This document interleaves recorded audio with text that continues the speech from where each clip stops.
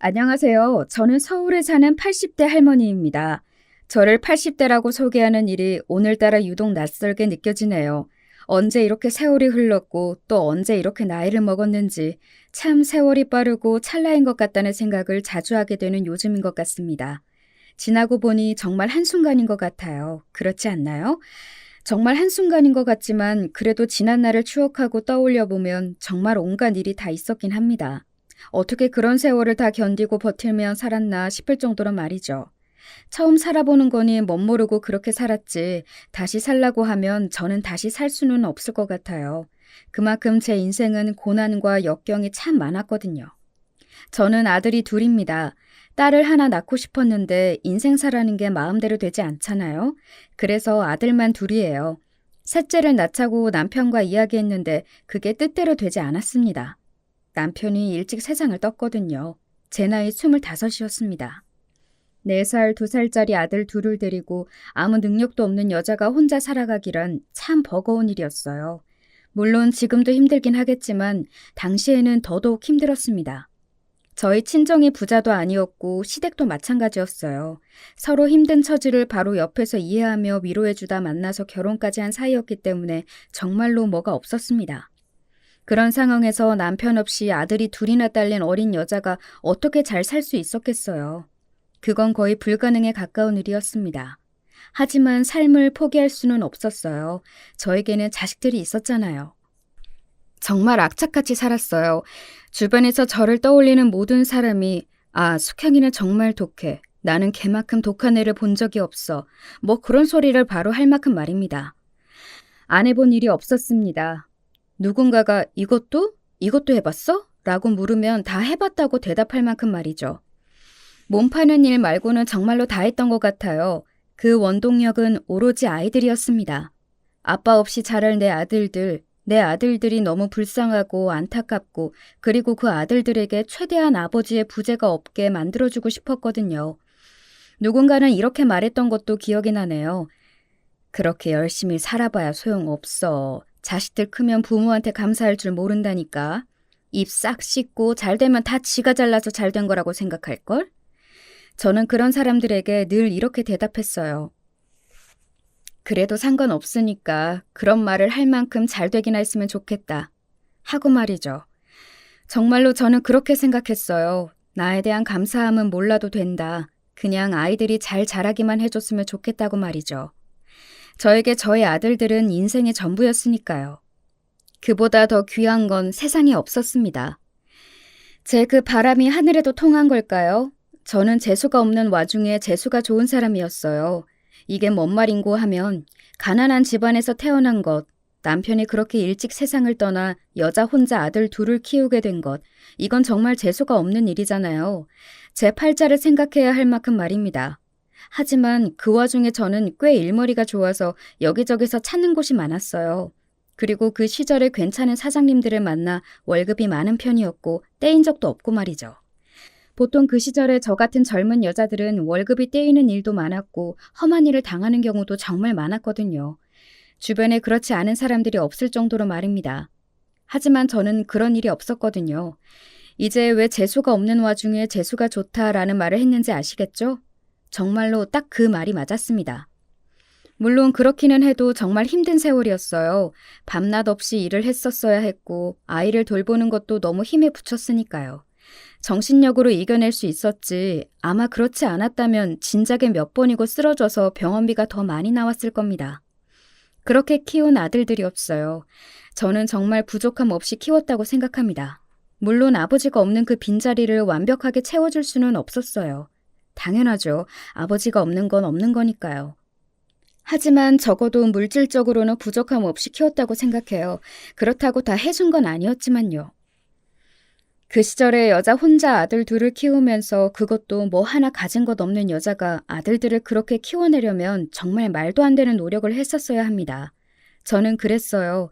지금 와서 돌이켜 생각해봐도 다시 살라고 해도 저렇게 열심히 살 수는 없을 것 같다. 그런 생각이 들 정도로 정말이지 열심히 살았습니다. 그리고 아이들도 그런 저의 고생을 알아주는 것 같았어요. 언제나 이렇게 이야기했으니까 말입니다. 어머니 없었다면 저희는 정말 이렇게 잘하지 못했을 거예요. 어떻게 그렇게 하실 수 있는 건지 정말 엄두도 안 나요. 주변에서는 저는 당연히 그런 말을 들을 자격이 있다고, 아니, 듣고도 남음이 있다고 그렇게들 이야기해 주었던 것 같아요. 그도 그럴 게 저희 두 아들은 정말이지 남에게 자랑하고 싶을 만큼 잘 자랐습니다. 먼저 큰아들은 대한민국에서 가장 좋다는 대학을 나와서 지금은 대기업 연구직에서 일을 하고 있습니다. 굉장히 인정받고 높은 연봉을 받으면서 말이죠. 그리고 큰 며느리도 같은 직장 동료였어요. 같은 회사에서 만나서 연애했고 지금 자식도 아들 둘을 낳고 아주 잘 살고 있습니다. 그리고 작은 아들은 회계사예요. 마찬가지로 좋은 대학을 나와서 원래는 회사에 들어갔다가 지금은 개인 사업장을 내고 일을 하고 있습니다. 다행히 자리를 잘 잡아서 돈을 꽤 많이 번다고 들었어요. 작은 며느리는 학교 선생님이고요. 여기는 선으로 만나서 결혼했습니다. 작은 아들이 연애는 관심도 없는 것 같고 그냥 일만 하길래 주위에 좋은 아가씨 있냐고 물어서 제가 선을 보게 했어요. 다행스럽게도 두 사람은 첫 만남에 서로가 마음에 들었나 보더라고요. 선을 보고 결혼까지 6개월이 채 걸리지 않았습니다. 그렇게 빠르게 만나고 결혼했으면 안 맞을 수도 있는데 아직까지 별 문제 없이 잘 살고 있고요. 여기는 또 딸만 둘이에요. 저는 큰아들네와 작은아들네가 다 같이 모여서 밥이라도 먹는 날이면 세상을 다 가진 듯 행복했었습니다. 뭔가를 바라고 그렇게 열심히 산 건 아니었지만 그래도 꼭 보상받는 기분이 들었거든요. 이렇게 잘 자라서 이렇게 잘 사는 게 나에게는 최고의 보상이라고. 이거보다 더한 건 없다고 매번 그렇게 이야기했었으니까요. 자주 좀 모여야 하는데 너무 죄송해요, 어머님. 그러니까요. 저희 앞으로는 자주 봬요. 됐다. 니들 바쁜 거 다 아는데 무슨. 아이고, 우리 어머니 또 마음에 없는 소리 하신다. 속으로는 좋으신 거 다 알아요. 딱히 못하던 아들들이나 며느리들은 아니었지만 그래도 엄청나게 살가운 자식들은 또 아니었거든요. 그냥 때 돼서 연락해야 할 때 하고 모여야 할 때 가끔 만나서 밥이나 먹고 그런 사이였습니다. 안부 인사를 자주 한다든지 얼굴을 자주 본다든지 뭐 그러지는 않았어요. 저도 불만도 없었고 또 자주 보는 것도 조금 마음이 불편하기는 했습니다. 아무래도 아이들이 불편하지 않을까 했고요. 그런데 그날은 어딘가 분위기가 너무 화기애애했어요. 서로 저에 대해 칭찬하질 않나. 우리 어머니 정말 대단하신 분이지. 그 나이에 혼자 아들들을 키우셨으니. 그러니까요. 요즘도 힘든데 그때 어떻게 그걸 하셨나 몰라요. 정말 대단하신 거죠. 그것도 그냥 키우신 것도 아니고 이렇게 잘 키우셨잖아요. 저희 지금 이렇게 사는 거 다 어머님 덕인 건데. 저희가 어머니 정말 사랑하고 감사하게 생각하는 거 아시죠? 저는 민망해서 그냥 웃었던 것 같아요. 아이고 됐다. 무슨 그런 이야기를 해. 다들 자식을 위해서라면 그렇게 사는 거지. 민망하기도 했고 쑥스럽기도 했지만 그런 이야기를 듣는 게 기분이 나쁘지는 않았어요. 뭐 사실은 당연히 좋았죠. 세상 어떤 부모가 자식이 그렇게 칭찬하고 치켜 세워주는데 싫겠어요. 민망하지만 좋았습니다. 이 맛에 자식들 낳고 키우는구나 싶기도 했고 말이죠. 그런데 그 식사 자리에서 한참을 저를 치켜 세우던 며느리들이 이런 이야기를 하더군요. 어머니, 저희랑 제주도 여행 한번 가시죠. 저희 여자들끼리 한번 가요. 너희랑 나랑 이렇게 셋이? 사실 좀 놀라기는 했었어요. 평소에 며느리들과 막 살가운 사이였다면 모를까 딱히 그렇지도 않았거든요. 그런데 셋이 함께 여행을 가자고 하니 놀랐습니다. 그리고 좀 감동적이라는 생각이 들더라고요. 사실 시어머니와 며느리 이렇게 여행을 가는 경우가 흔한 경우는 아니잖아요. 그래서 아이들이 기특한 생각을 들더군요. 저희가 이번에 이야기를 나누다 보니까 비슷한 시기에 시간이 조금 비더라고요. 그런데 곧 있으면 어머니 생신이기도 하니까 그거 기념해서 셋이 다녀오면 어떨까 해서요. 어머니 아들들은 시간을 도저히 못 뺀다고 하더라고요. 잘 됐죠. 저희 여자들끼리 가요. 그런 상황에서 승낙하지 않을 시어머니가 세상 천지 어디 있을까요? 저도 당연히 기분 좋게 그러자고 했습니다. 그리고 여행이 다가오기만을 기다렸어요. 처음에 그러자고 할 때는 그냥 크게 별 생각이 없었는데 여행이 다가오면 올수록 정말 기대가 되고 두근거리고 뭐 그렇더라고요. 그리고 드디어 제주도 여행 날이 밝았습니다. 정말 전날 저는 설레서 잠도 제대로 못 잤던 것 같아요. 이렇게 가는 여행은 처음이었던지라 기대도 되고 그래서 그랬던 것 같습니다. 그리고 여행은 정말 너무 즐거웠어요. 며느리들과 정말 많이 친해졌구나. 그 짧은 여행 기간 그렇게 느낄 만큼 말입니다. 그간 나눴던 이야기들을 다 합친 것보다 더 많은 이야기들을 나누면서 즐겁게 여행을 다닌 것 같아요. 딸이랑 엄마예요? 아니요, 저희 시어머니세요. 어머, 나는 너무 사이가 좋아 보여서 딸이랑 엄마인 줄 알았네. 정말요? 어르신 정말 좋으시겠어요. 저는 며느리들이랑 이렇게 사이좋게 여행하는 시어머니 처음 봐요. 제가 복이 많죠. 저희 어머니가 좋으신 분이니까 저희도 잘하는 거죠. 어딜 가나 딸이냐 물었고 며느리라고 하면 다들 놀라더군요. 그리고 이렇게 사이가 좋아 보이는 고부간은 처음 본다면서 말이죠. 솔직히 기분이 너무 좋았습니다. 내가 며느리들을 참 잘 봤구나, 복이 많은 사람이구나, 뭐 그런 생각들을 하면서 말이죠. 그렇게 여행을 다니며 이런 생각을 했습니다. 내가 그 시절에 그렇게 고생한 보상을 이렇게 다 받는구나. 지금 이 순간을 위해서. 라는 생각을 말입니다. 과거에 고생했던 일, 당했던 수모, 뭐 이런 것들이 씻은 듯이 다 씻기는 순간이었던 것 같아요. 원래도 그게 그렇게 고생스러운 일은 아니다. 엄마로서 아이들을 위해 그 정도는 감내할 수 있다. 이런 생각을 하면서 살기는 했지만 그래도 알게 모르게 쌓인 것들이 있을 것 아니에요? 그런 것들이 정말 씻은 듯이 다 없어지는 것 같았습니다. 이 순간을 위해 그간의 고생이 있었던 것 같았어요. 그만큼 행복했습니다. 정말로 행복했어요. 그리고 3박 4일의 여행 기간에 마지막 날이 왔어요. 집에 가기 싫어요. 그러니까요. 이렇게 평생 어머님이랑 같이 여행이나 다니며 살고 싶은데. 집에 남편도 있고 자식도 있는 사람들이 그러면 쓰나 섭섭해할걸? 섭섭해하든 말든 저는 어머님이랑 있는 게 더 좋은데요. 앞으로는 자주 여행 다니자고 여행 경비는 내가 다 내겠다고 기분이 좋아서 그렇게 이야기하면서 여행 마지막 날 저녁을 보냈습니다. 그리고 숙소로 돌아와 저는 깜빡 잠이 들었어요. 이 나이에 하루 종일 돌아다녔더니 정신없이 피곤하더라고요. 언제 잠이 들었는지도 모르게 잠이 들었다가 깼습니다. 시간을 확인하니 밤 10시가 조금 넘은 시간이더군요.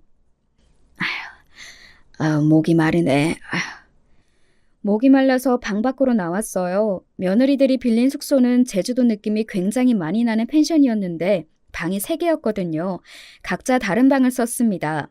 거실로 나왔는데 조용하길래 며느리들도 다 피곤한지 자나보다 하는 생각을 하며 부엌 쪽으로 물을 가지러 갈 때였어요. 이야기가 된 거 맞지? 그럼요. 그러니까 결국은 자기 가족이 제일 중요하다니까. 우리가 강경하게 나가면 다들 우리 말을 들을 수밖에 없어. 그리고 본인들도 유산 빨리 받고 싶어 하죠, 아무래도.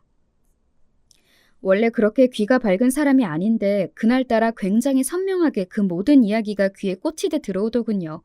저는 어딘가 쎄한 감정이 들었습니다. 그런 기분 있잖아요. 뭔가 들어서는 안 될 것 같은 이야기지만 그래도 반드시 들어야 할 것 같은 그런 이야기를 하고 있는 중 같았어요.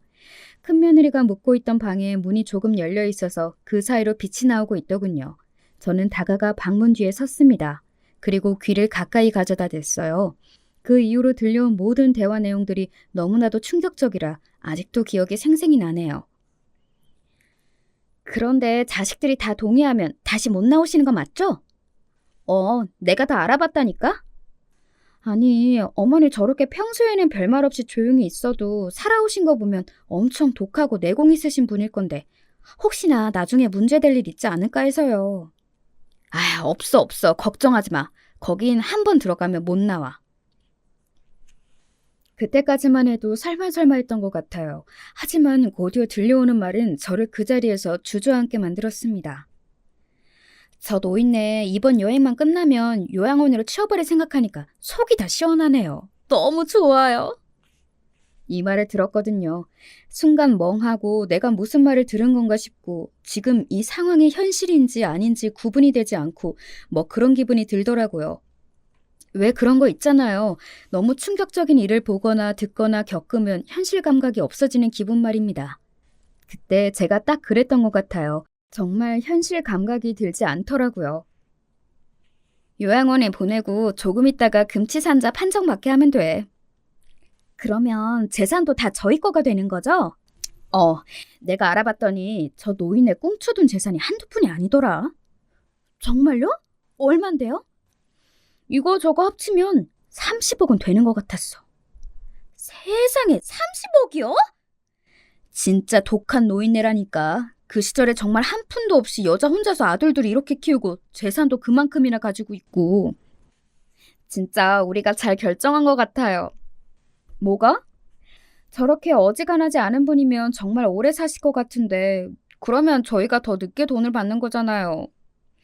그러니까 말이야. 결국에는 재산 이야기거든요. 저는 그때 그 와중에도 퍼뜩 이런 생각이 머릿속을 스쳐 지나갔던 것 같아요. 녹음을 해야 돼. 하는 생각 말입니다.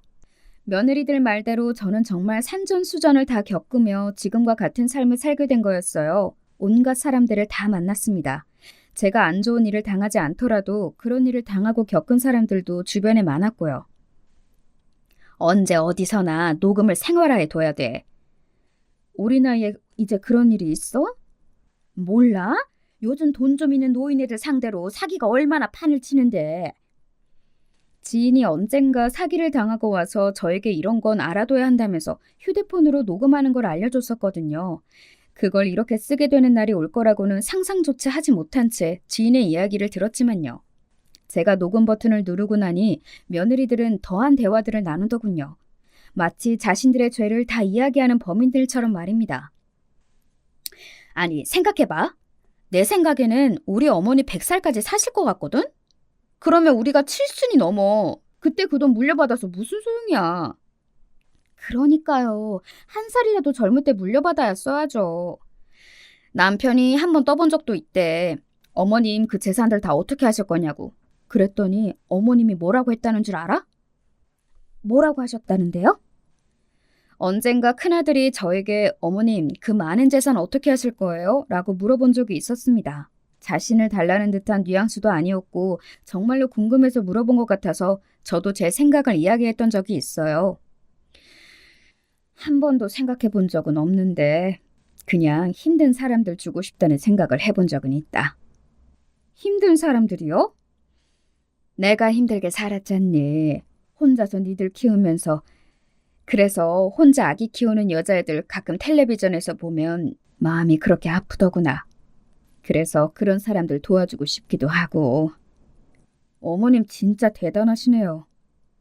그냥 내가 그렇게 살아봐서 그 사람들 마음을 알겠기에 그래.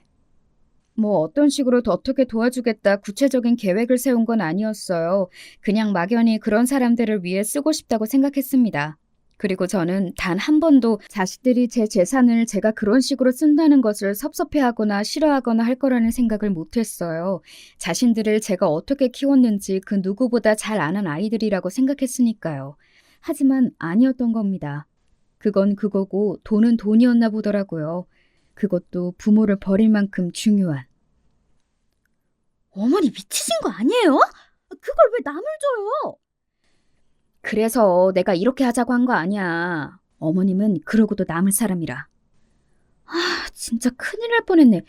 방금 저 소름 돋은 거 아세요? 무슨 재산을 남을 줘? 우리 남편도 그래서 고민하다가 결국은 그렇게 하자고 한 거고. 그랬구나.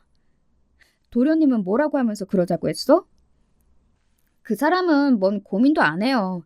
사실 딱히 자기 엄마라고 해서 정이 있는 것 같지도 않고 그냥 거기가 시설도 좋고 또 우리도 어머님 신경 안 써도 되고 좋지 않냐. 그리고 그 어머님 지금 사시는 집도 요즘 많이 올랐던데 그거 팔아서 애들 학비 보태자 뭐 이런 식으로 말했더니 그냥 그러자고 하던데요?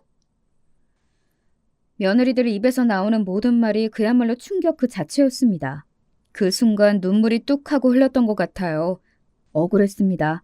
내가 좋은 소리 듣자고 애들한테 대접받자고 그 아이들을 열심히 키웠던 건 아니었지만 그래도 감사함은 알 거라고 그렇게 생각했었거든요. 그리고 인간이라면 그게 맞는 거잖아요. 그런데 그렇지 않더라고요. 사실 그래서 요즘은 이런 생각도 드는 것 같아요. 내가 너무 일만 하느라 아이들과 함께 지낼 시간이 없어서 저렇게 잘못 컸나, 엄마의 소중함을 모르게 컸나 하는 생각 말입니다. 그럴 때마다 주변에서 그냥 네 아들들이 못난 거다라고 이야기해 주지만 말이죠. 날짜가 언제라고 하셨죠? 일주일 뒤. 어머님한테는 뭐라고 하고 모시고 갈 거예요? 그냥 바람 쐬러 가자고? 오늘 봤지? 우리랑 같이 다니는 거 너무 좋아했잖아. 우리가 또 어디 가자고 하면 2번 고민도 안 하고 따라 나설실걸? 소름이 끼쳤습니다. 오늘 내가 본인들과 여행을 다니면서 행복해하는 모습을 보며 속으로는 그런 생각하고 있었다는 사실이요. 그리고 눈물이 날 것 같았습니다. 이게 이별 여행인 줄도 모르고 나를 버리기 직전에 마지막으로 지들이 조금이나마 미안하니까 이렇게 데리고 다니는 건 줄도 모르고 입이 찢어져라 웃으며 따라다녔던 저 자신이, 그리고 긴 세월 자식들을 위해 내 인생을 모두 버리고 고생만 했던 저 자신이 너무 불쌍해서 말이죠. 저는 그 대화를 끝으로 조용히 방으로 돌아왔습니다. 그리고 이불에 얼굴을 묻고 엉엉 울었어요. 정말 엉엉 울었습니다. 나이가 들고 그렇게 엉엉 울어본 게 처음 있는 일이었어요. 이제는 눈물도 감정도 메말라가는 나이라고 생각했는데 아니더라고요. 정말 그런 일을 겪으니 눈물이 펑펑 나오더군요. 별별 생각이 다 들었습니다. 내가 왜 그 고생을 했는지, 지나간 세월이 허망했고 또 오래전에 세상을 떠나 이제는 얼굴도 잘 기억나지 않는 남편이 너무 보고 싶었습니다. 그리고 엄마, 우리 엄마가 너무 보고 싶었어요. 세상에 나를 사랑해주는 사람은 아무도 없는 것 같았습니다. 이미 세상을 뜬 우리 부모님이나 남편 말고는 말이죠. 그냥 이대로 죽고 싶다는 생각도 했던 것 같아요. 너무 오래 살아서 그래. 진작 죽었으면 이런 일은 보지도 듣지도 겪지도 않았을걸. 그런 생각 말입니다. 하지만 조금 시간이 지나니 억울한 감정과 분노가 치솟아 오르기 시작했어요. 이대로 자식들이 보내는 대로 요양원에 들어가서 몇 년 뒤 금치산자가 되어 전 재산 모두를 빼앗길 수 없다는 생각이 들었습니다. 무엇보다 그런 연놈들에게 제 평생의 노력이 담긴 돈을 물려주고 싶지 않았어요. 그렇게 다짐하며 어느새 잠이 들었던 것 같습니다. 눈을 떴더니 이른 아침이더라고요. 밖에서 분주하게 움직이는 며느리들의 소리가 들렸습니다. 저는 방문 앞에 서서 심호흡을 한번 크게 했어요. 전현들의 얼굴만 봐도 목소리만 들어도 손이 벌벌 떨릴 것 같았지만 일단은 지금은 모르는 척을 했었어야만 했으니까요. 그래서 마음을 다잡고 문을 열었습니다. 어머, 어머님 일어나셨어요? 어머니 엄청 피곤하셨나 보다. 평소보다 되게 오래 주무신 것 같아요. 그러게, 여행이 아주 고단하셨나 봐요. 어휴, 어머니 얼굴도 엄청 부으셨어요. 니들이 어제 나눈 이야기를 듣고 너무 충격을 받아서 한참 울다가 잠들어서 그렇다 라는 말이 목 끝까지 차올랐습니다. 하지만 안간힘을 다해 그 말을 삼켰어요. 그래, 내가 너무 피곤하구나. 이 나이에 이렇게 돌아다니려니. 집에 가시자마자 푹 쉬세요. 그래야겠다. 그리고는 컨디션이 좋지 않다는 핑계로 입을 다물었습니다. 별 의심을 하지는 않는 것 같더라고요. 그냥 속으로 아, 저 노인네가 오늘 컨디션이 좋지 않나 보다 뭐 그런 생각을 했겠죠. 그렇게 세상에서 가장 행복했다가 한순간에 가장 불행해진 여행이 끝이 났어요. 아침에 일어나서 집으로 돌아와서 그리고 짐을 풀면서 문득문득 이 상황이 정말 현실인지 꿈이 아닌지 뭐 그런 생각을 했던 것 같습니다.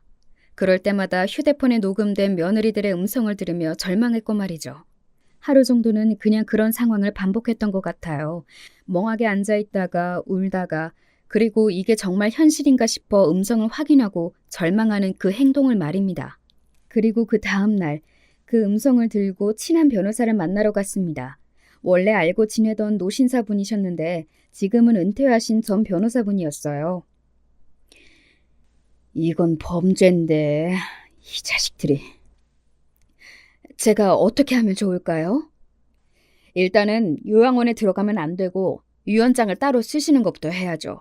한 푼도 자식들에게 안 가게 제가 도와드릴게요. 그리고 원하면 손해배상 청구 소송 같은 것도 할 수 있다고 하더군요. 그동안 제가 자식들에게 줬던 것들을 증명할 수 있는 자료들을 다 가지고 오면 그걸 기반으로 소송을 할 수 있다고 말이죠. 요즘 폐륜을 저지르는 자식들이 너무 많아져서 이런 소송이 많다고는 하더군요. 그 이야기를 듣는데 정말 슬펐던 것 같습니다. 세상이 어떻게 되려고 이러는 건지 정말 답답하고 갑갑한 마음이 들더라고요. 그리고 변호사분 소개로 사람을 고용했습니다. 그날 저를 혹시나 강제로 끌고 가게 되면 막아줄 사람들을 말이죠. 그렇게 하나하나 준비해 나갔던 것 같아요. 그날을 위해서 말입니다. 그리고 며느리들이 이야기했던 저를 요양원에 보내기로 한 날 전날이었습니다. 큰 며느리에게서 전화가 왔어요. 어머니, 내일 시간 괜찮으세요? 혹시나 후회하고 이번 여행으로 저 어르신에게 그런 짓을 하면 안 되겠구나 하는 생각을 하고 마음을 고쳐먹었을 거라 기대를 아주 조금은 했던 것 같아요. 하지만 그 기대마저 산산이 부서졌습니다. 그 아이들은 모든 걸 계획대로 실행할 생각이었어요. 왜 그러니? 내일 저랑 동서가 시간이 돼서 이야기하다가 그때 여행이 너무 좋았다고 어머님이랑 또 가까운 곳에 어디 드라이브라도 갔으면 좋겠다고요. 그래. 마침 저희 둘 다 내일 시간이 돼서 어머니만 괜찮으시면 교회로 드라이브라도 갈까 싶어서요. 맛있는 것도 먹고요. 나야 좋지. 그러면 저희가 내일 오전 9시까지 모시러 갈게요. 준비하고 계세요. 그렇게 전화를 끊었습니다. 그런 기분 아시나요? 복수를 준비했고 그날이 다가왔는데 시원하기는커녕 도살장에 끌려가는 돼지가 된 것 같은 그런 기분 말입니다. 오지 말았으면 좋겠다고 생각했던 그날이 결국 오고야만 것에 마음이 그랬던 것 같아요. 그리고 그날이 밝았습니다. 저는 옷을 곱게 차려입었어요. 어디 전쟁터에 나가는 기분으로 말입니다. 그리고 가만히 앉아서 며느리들이 오기만을 기다렸어요. 정말 1분도 늦지 않고 제 시간에 맞춰서 왔더군요. 이날을 기다리며 저를 요양원에 가둘 생각을 하며 기다렸을 그년들의 모습을 생각만 해도 정말 소름이 돋았습니다. 어머, 우리 어머님 오늘 엄청 고우시다. 저희랑 놀러 가신다고 이렇게 예쁘게 입으신 거예요? 그런 말들이 하나도 진심이 아니라는 걸 뒤에 무슨 일이 일어날지 뻔히 아는 저로서는 역겹기만 했습니다. 저는 아무런 대답도 하지 않고 그저 웃기만 했었던 것 같아요. 무슨 말을 해야 할지도 사실 모르겠기도 했고 말이죠. 한참을 차를 타고 가다가 제가 물었습니다. 어딜 가는 거냐? 여기 주변에 풍경 좋은 곳이 있다고 해서요. 저희만 믿으세요, 어머니. 제주도 때도 저희가 좋은 곳만 모시고 갔잖아요. 그래, 그랬지. 어머님 마음에 드실 거예요. 그 말을 들으며 저는 조용히 창밖을 바라봤습니다. 집 앞에서부터 이 차를 따라오고 있는 제가 고용한 사람들이 바로 뒷차라는 것을 슬쩍 확인하면서 말이죠. 그렇게 며느리들이 미리 다 이야기해놨을 그 요양원 앞에 도착했습니다. 언뜻 보니 요양원이 아닌 것 같은 분위기더군요. 경치 좋은 곳에 지어진 큰 집 같은 모양을 하고 있었습니다. 자세히 보니 요양원이라는 간판이 작게 달려 있었지만 말이죠. 여기가 어디냐? 제가 정색을 하고 그렇게 물었습니다. 며느리들은 자기들끼리 시선을 한번 주고받더니 헛기침하고서는 이야기하더군요. 어머님, 오늘부터 여기서 지내시면 돼요. 짐은 저희가 필요해 보이는 것만 잘 챙겨서 보내드릴게요. 여기가 어디냐고 물었잖니? 제가 다시 한번 큰 소리로 호통쳤습니다. 작은 며느리는 생전 처음 보는 저희 그런 모습에 조금 놀란 듯 보였지만 큰 며느리는 정말이지 눈 하나 깜짝하지 않더군요. 차분하게 저에게 이렇게 이야기했습니다. 어머니, 현실적으로 여기 계시는 게 어머니한테도 더 좋은 일이 될 거예요. 여기 어머니 또래 어르신들도 많고 풍경 좋고 공기 좋고. 나한테 그렇게 좋은 일인데 나 몰래 데리고 와? 니들이 무슨 수작인지 내가 모를 줄 알아? 어? 수작이라뇨. 그렇게 말씀하시면 저도 서운해요. 그렇게 이야기하는 큰며느리의 얼굴은 이미 제가 알던 큰며느리의 모습이 아니었습니다. 아무렇지 않은 얼굴로 그런 말을 뱉는 그 아이의 모습을 보면서 내가 큰며느리를 잘 안다고 생각하지는 않았지만 그래도 사람은 정말 그 속을 알 수 없구나 하는 생각을 했던 것 같아요. 그리고 여기서 이렇게 들어가기 싫네 어쩌네 해도 소용없어요. 큰며느리가 그렇게 이야기를 하며 안을 보고 손짓을 하자 그 요양원에서 직원들로 보이는 흰옷을 입은 사람들이 몇 명이 나왔습니다. 이미 남편이랑 도련님도 동의를 다한 상황이라 어머님 의사랑 상관없이 여기 들어가셔야 해요. 그리고 저희 동의 없이는 퇴원하실 수 없고요. 이런 배은망덕한... 어머님이 아무리 그러셔도 소용없으니까 괜한 곳에 힘 빼지 마시고 그냥 여기서 남은 생 편하게 보내세요. 사람들이 너희들을 뭐라고 손가락질할지 무섭지도 않니? 이런 패륜을 저지르고도? 제 그 말에 큰며느리가 픽하고 한번 웃더군요. 그 웃는 모습이 정말 소름이 끼쳤던 것 같아요. 지금 생각해도 닭살이 돋네요. 사람들이 어떻게 알고 손가락질을 해요? 어머님이 여기 계신 것도 모를 텐데. 그렇게 비웃는 큰며느리를 보고 정말 마음 한편에 있던 그래도 미안하다고 하면 받아줘야지 하던 그 마음마저 날아갔습니다. 이제는 그 어떤 사죄를 해오더라도 용서할 마음이 없어졌어요. 그런 태도를 보고 말입니다. 모시고 가세요. 그리고 그때였습니다. 잠시만요. 그 요양원 직원들보다 덩치가 서너 배는 더 클 것 같은 남자 3명이 제 쪽으로 다가오면서 그렇게 이야기했어요. 제가 고용한 심부름센터 직원들이었습니다. 무슨 일이시죠? 큰며느리는 전혀 예상하지 못했던 상황인 듯 너무 놀라서 눈을 동그랗게 뜨고서는 말을 더듬더군요. 놀란 건 작은 며느리와 그 요양원 직원들도 마찬가지인 듯 보였습니다. 그냥 대충 봐도 그 요양원 직원들은 제가 고용한 심부름센터 직원들에게는 안 되는 덩치였어요. 이분 못 모시고 들어가십니다. 당신들 누군데 이러냐고! 저희는 이 어르신이 고용한 사람들입니다. 오늘 자신이 납치될 것 같으니 그러지 않게 해달라고요.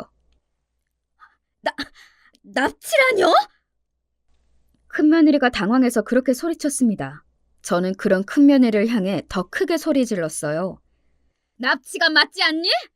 내 동의 없이 이런 것에 나를 가두려 한 거면 그게 납치고 감금이지 다른 게 납치고 감금이냐? 어? 저희는 어머님을 더 좋은 곳에 모시려고 했을 뿐이라니까요. 내가 원하지 않는데 그게 무슨 말도 안 되는 소리냐? 어머니가 나이도 많으시고 하니까 지금 정신을 온전치 못하셔서 오해가 생겨 일이 꼬인 것 같은데 저희는 어머니를 납치하려 든 게 아니라니까요. 정신이 온전치 못하다 이제는 그런 말까지 하더군요. 정말로 할 말도 없고 어이도 없고 어떤 의지마저 사라지는 말이었던 것 같아요. 그렇게 입을 떡 벌리고 서 있는데 뒤에서 한 사람이 더 나타났습니다. 바로 변호사님이었어요. 정신이 온전치 못하다니. 어머님은 엊그제 저와 병원에서 검사 다 받고 모든 게 다 건강하고 정상이라는 진단서까지 받았습니다.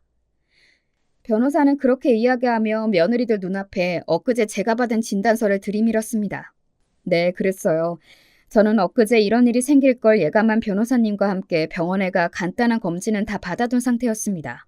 특히 정신건강 쪽으로 몰고 갈 거라는 변호사님의 조언에 따라 그쪽 검사는 다 받아둔 상태였고요.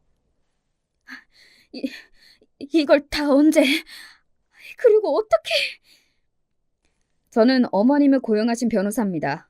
이건 어머님이 건강하셔서 요양원에 들어가지 않아도 된다는 진단서고, 그리고 이건 두 분이 제주도 여행 마지막 날 나눈 대화를 증거로 작성된 고소장입니다. 아직은 접수는 안 한 상태인데 오늘 이 상황을 보니 어머님이 곧 접수하실 것 같네요. 그 이야기까지 듣고 난 큰며느리와 작은며느리는 그제야 안색이 새하얗게 질려갔습니다. 자신들의 계획이 물거품으로 끝난 것은 물론 자신들이 했던 짓이 세상에 다 알려지게 될 것과 고소까지 당할 거라는 사실을 한 번에 다 들은 거니까 말이죠.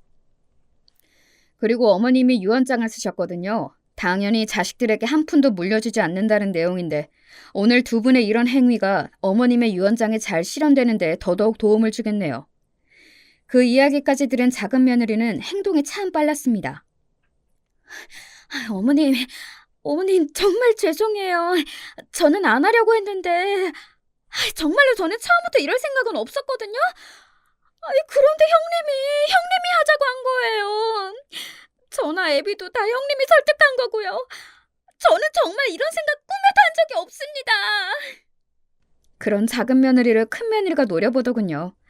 뭐 큰 며느리가 먼저 계획한 일이 맞기는 하니 본인이 뭐라 할 말은 없었을 겁니다. 증거 있으세요?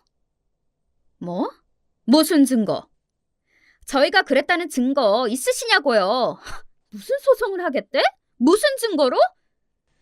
몰릴 대로 몰려서 막 나가기로 한 건지 아니면 냉정하게 그 와중에도 증거가 없으니 정말 소송까지는 못할 거라는 생각에 그런 이야기를 한 건지는 몰라도 뭐 양쪽 다 대단하다고 생각은 했던 것 같아요. 그런 상황에서도 저에게 소리를 지를 수 있다는 게 말입니다.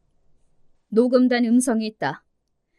그리고 제 그 말에 큰며느리가 그 자리에서 굳었습니다. 네? 뭐가 있다고요?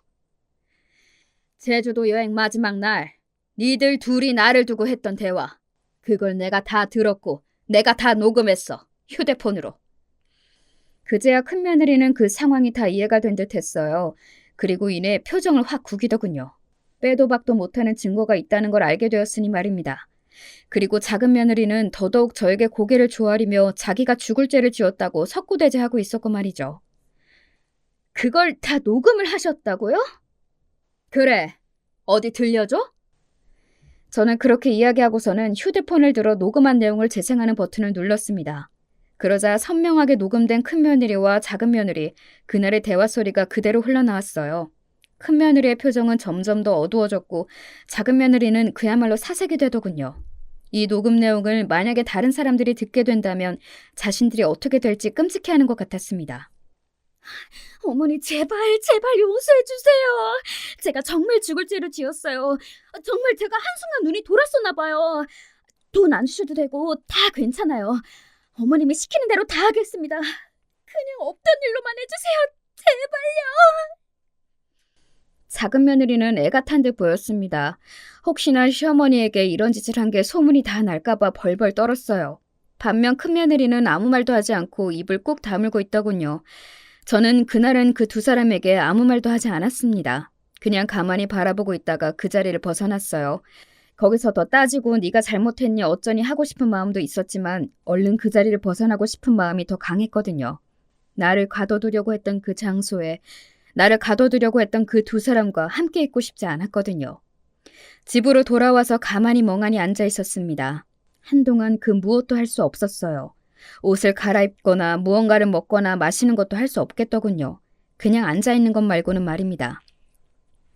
그러고는 그 다음 날부터 그야말로 난리가 났습니다.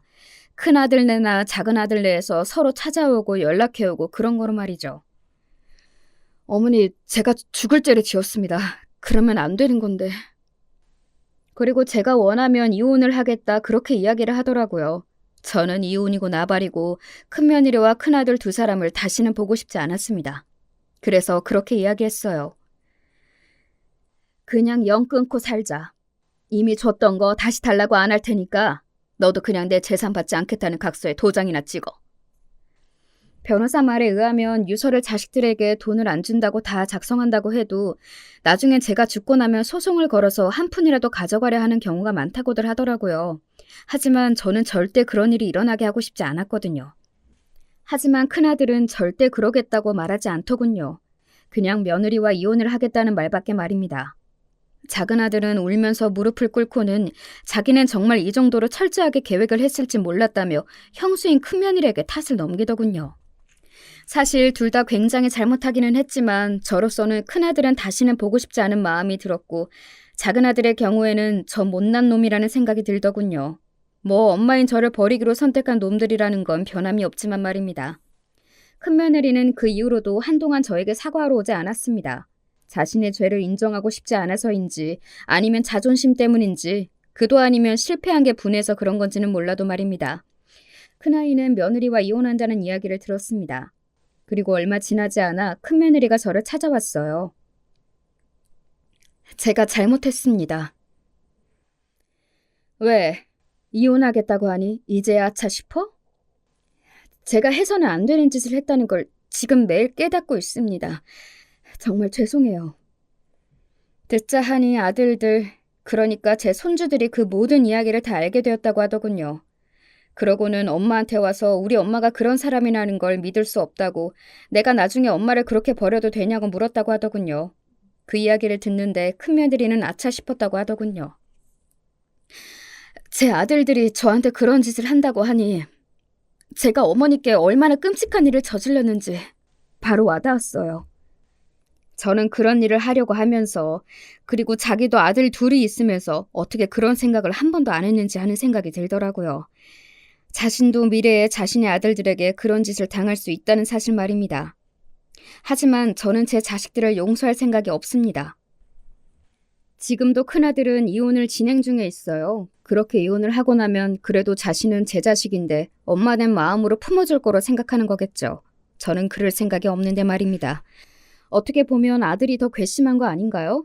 며느리는 남의 자식이라도 아들은 제 자식이 아니냐고요. 어떻게 자신을 그렇게 키워준 엄마인 저에게 그런 일을 하는 걸 허락할 수 있느냐는 말입니다. 작은 아들은 이혼은 한다, 하지 않는다 이런 말은 없지만 그래도 매일 싸우기는 하는 것 같았습니다. 서로의 탓을 하면서 말이죠. 이 이야기는 손녀들을 통해서 들을 수 있었어요. 저는 지금 가장 슬프고 아픈 게 손주들이 자기 부모들이 저에게 한 짓을 다 알게 되었다는 사실입니다. 자기 부모들이 그런 인간들이라는 걸 알게 된 게 너무 마음이 쓰여요. 그걸 생각하면 그냥 그때 조용히 요양원으로 들어갔었어야 했나 하는 생각이 들 정도로 말입니다. 물론 그러지 않을 거고 그래서도 안 되는 거지만 말이죠. 여러분은 어떨 것 같으신가요? 물론 저는 제 자식들을 용서할 수 없고 용서할 생각이 없기는 합니다. 그런 제가 과하다고 생각하시나요? 아니면 더 해야 한다고 생각하시나요? 사실은 용서해준다고 해도 그 다음에 뭘 할 수 있을지도 모르겠어요. 제가 기억 상실증에 걸려서 그런 일을 하나도 기억하지 못하게 된다면 모를까. 저에게 그런 짓을 한 자식들을 어떻게 아무렇지 않은 얼굴로 볼 수 있겠어요. 볼 때마다 그 생각이 날 텐데 말입니다. 다시는 그 전으로 돌아갈 수 없겠죠. 그 생각을 하니 과거에 하하호호 웃으며 함께 지냈던 모든 시절이 갑자기 꿈만같이 느껴지네요. 눈물이 날 것 같은 기분이 듭니다. 돌이켜보면 너무 돈만 벌고 자식들에게 고생하지 못하게 하는 것에만 열심히 했나 싶은 생각이 들기도 합니다. 아버지 없는 티가 나지 않게 키우고 싶어서 악착같이 돈을 벌어 해달라는 걸 다 해주고 부족함 없이 자라게 한 게 실수였나 하는 생각이 들기도 하고 말이죠. 한창 그런 생각을 하고 있을 때 꿈에 남편이 나왔어요. 그리고는 이렇게 말해줬습니다. 자네 잘못이 아니야. 그놈들이 잘못된 놈들이지. 평소에는 그렇게 꿈에 한번 나와달라고 사정사정을 해도 나오지 않던 양반이 나와서 그런 이야기를 하더군요. 그 이야기를 듣고 나니 어딘가 마음이 편해지는 것 같았어요. 그리고 눈물이 나왔던 것 같습니다. 남편이 늘 저를 지켜보고 있다는 생각도 들었고 말이죠. 그래서 저는 마음이 약해지지 않고 한 번 더 마음을 독하게 먹어보려고요. 그리고 자식들에게 끝까지 니들 잘못이 뭔지, 니들이 한 그 일로 내가 얼마나 상처받았고 고통이 컸는지 꾸준히 알려줄 생각입니다. 그리고 언젠가 저에게 했던 그 모든 짓을 후회하게 해줄 거예요. 땅을 치면서 말이죠. 스스로 깨닫고 고통스러워하는 날이 오게 말입니다. 제 이야기는 여기까지입니다. 지금까지는 말이죠. 아마 다른 이야기를 더 할 수 있게 되는 날이 올 것도 같아요. 그런 날이 오면 다시 한번 이곳에 사연을 보내겠습니다. 많은 분이 궁금해 주신다면 말이죠. 제 이야기에 공감하시는 분들이 적었으면 좋겠네요. 세상에 이런 자식들이 많다는 건 정말 너무나도 슬픈 것 같거든요. 흔하지 않은 이야기였으면 좋겠어요. 주변에서 이야기 들어보면 그런 것 같지도 않아서 가슴이 너무 아프지만 말입니다. 이제 장마가 시작이라는 이야기를 들었습니다. 올여름은 비가 유독 많이 올 거라는 이야기도 들리더라고요. 저는 원래는 비 오는 날을 참 싫어했어요. 남편이 비가 오는 날 세상을 떠났거든요. 하지만 올해는 그렇지 않을 것 같네요. 비가 오는 날은 어딘가 남편이 옆에 있을 것 같은 기분이 들 것 같고 말입니다. 이제 정말 이야기를 줄여야 할 것 같네요. 마지막까지 제 이야기 들어주셔서 감사합니다.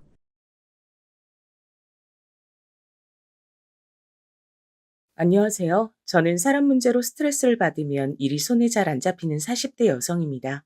사회에서도 서열 이런 거 너무 싫어했는데 결혼해서도 엮이니 정말 너무 골치 아프네요. 이건 저와 시댁 동서역인데요. 심지어 저보다 한 살 많고 결혼도 일찍 한 사람이라서 텃세가 엄청 심했어요. 저기 어머니, 우리 호칭 정리 그래도 해주셔야죠. 음, 형님이라고 불러야 되는 거 맞죠? 제가 결혼은 4년 더 일찍 해서 이 집에 들어왔고, 나이도 제가 한 살 더 많잖아요. 그래도 꼬박꼬박 형님이라고 부르도록 할게요. 반가워요, 형님. 이 말에 어머니는 그제서야 후다닥 정리를 해주신다고 나서셨어요. 아이고, 내 정신 좀 봐. 그래, 이제 네가 우리 집 큰며느리니까 얘랑도 호칭을 바로 해야지. 형님 동서로 우애 좋게 잘 지내고 아무튼 니들끼리도 깍듯이 예의 있게 잘 지내라. 우리 우석이랑 민석이야 워낙 우애 있는 형제니까 말이야. 저희 어머니는 그 우애 있는 이란 표현을 무척 좋아하시는 것 같았어요. 당신 아들들끼리 워낙 잘 지내니 며느리들끼리도 잘 지내길 바라시더군요. 사실 저라고 뭐 그런 마음이 안 들었을까요? 근데 한눈에 봐도 약간 까탈스러워 보인 동서는 처음 본 날 저를 머리부터 발끝까지 훑어보더라고요. 이건 절대 기분 탓이 아니고요. 실제로 제가 느끼고 이렇게 물어볼 정도였어요. 아, 저기, 저 뭐 묻었나요? 아까 들어오면서 안 그래도 날파리가 묻어서 털어내긴 했는데 계속 보시는 것 같길래요. 그러자 아차 싶었는지 동서는 입에 손을 갖다 대면서 막 웃더라고요. 어머, 내 정신 좀 봐. 아니, 아니. 아참, 그리고 뭐 존대를 해요? 어머니 형님이신데. 그렇게 존대하지 마시고 편하게 동서라고 부르세요. 저 아무 생각 없이 사람을 물끄러미 보는 버릇이 있어요. 아무 뜻도 아니에요. 이때 느꼈던 저의 쎄한 감정은 날이 갈수록 결코 저만의 착각이 아니었던 것으로 결론이 났어요. 왜냐면 얼마 안 가서 저희 신혼집을 오픈했을 때도 똑같이 굴더라고요. 와, 경기도에서 이 정도 평수 아파트면 요즘 얼마나 해요? 내 친구도 신혼집 이쪽에서 시작한다 그랬는데 아직 가보질 못했거든요, 형님. 그러자 남편이 옆에서 대신 설명을 하더라고요. 저도 결혼 전에 사둔 건데 지금은 4억대 정도 돼요. 부모님이랑 같이 살 땐 간간히 세주면서 왔다 갔다 했고 이번에 리모델링하고 들어온 거고요. 뭐 더 쳐서 받을 수도 있겠지만 앞일은 모르는 거니까요. 그러자 동서가 바로 이렇게 말하는 거예요. 굳이 이렇게 확인해서 물을 건가 싶었어요. 음, 그럼 형님은 이 집에 대해서 아무것도 모르시는 거구나. 애초에 아주버님 집이었으니까 그냥 몸만 들어오신 거예요? 아, 아닌가? 리모델링 비용은 되셨겠죠? 아, 그거야 뭐 저도, 아니, 나도 얼마 되긴 했는데, 그건 왜 묻는 거야, 동서? 아, 저도 친구들이 요즘 늦게들 결혼하니까 그냥 궁금해서 물어봤어요. 일단 여기 평수는 한 25평대 정도 나오는 거죠? 확실히 경기도 쪽이 좋긴 좋네. 서울은 이평수로 4억은 얄짤 없는데. 말도 안 되잖아요. 그쵸? 아주버님 진짜 땡 잡으셨다. 그걸 갖고 우리 어머니는 본인 아들 칭찬하기 또 여념이 없으시더라고요. 그러게. 우리 우석이가 그렇게 야무져서 일찍이 집 준비를 해 놓은 거 아니냐. 조금씩 사서 옮겨 다니면서 융자 받고 해서 이렇게 만든 거야. 그리고 이쪽도 집값 오르지 않겠냐? 그거 생각하면 진짜 얘가 재테크는 잘한 거지. 하지만 동서는 바른 말을 못하면 쓰러지는 병에 걸린 사람처럼 곧장 어머니 말에 반박을 하더라고요. 에? 어머니, 경기도 쪽에 4억대 아파트 갖고 있는 게 재테크 잘했다고 보긴 좀 그렇죠. 아, 물론 아주버님이 처음 자산 얼마로 시작하셨느냐에 따라 다르지만요. 암튼 형님의 비용이 들어간 자산은 아닌 거네요. 순전히 아주버님 능력으로만 집이 있는 거고요. 그쵸? 저는 이날 기껏 식구들 초대한답시고 일찍이 장 보고 뛰어다니며 음식들 만나게 하느라 바빴는데 이런 얘기만 식탁에서 돌고 있으니 좀 그랬어요. 나중에 서방님도 좀 민망했는지 화제를 돌리시더군요. 당신 이거 갈비나 좀 먹어봐. 형이 그러는데 형수님이 그렇게 음식을 잘하신대. 나도 아까 먹어보고 깜짝 놀랐어. 그러면서 동서에게 고기를 먹여주었고 어찌어찌 얘긴 그냥 넘어가게 됐어요. 나중에 동서네랑 시부모님이 다 가시고 난 뒤 저는 남편에게 조심스레 물어봤어요. 동서는 단순 오지랖이 넓은 사람인 건지 하여간 어떤 타입의 인간인 건지 궁금했거든요. 동서 성격을 아직 난 모르겠네. 그리고 남의 집 집들이 와서 이렇게 다 따져 물을 줄도 몰랐고 아까 동서가 다음에 자기 집도 오라 그러더라고. 동서네는 서울이라 그랬지? 어느 동네야? 나도 이제 좀 궁금해지네. 그러자 남편은 좀 황당하단 표정을 짓더니 고개를 절레절레 저으며 말하더라고요. 뭐, 재수 씨네 집이 좀 사는 집이긴 해.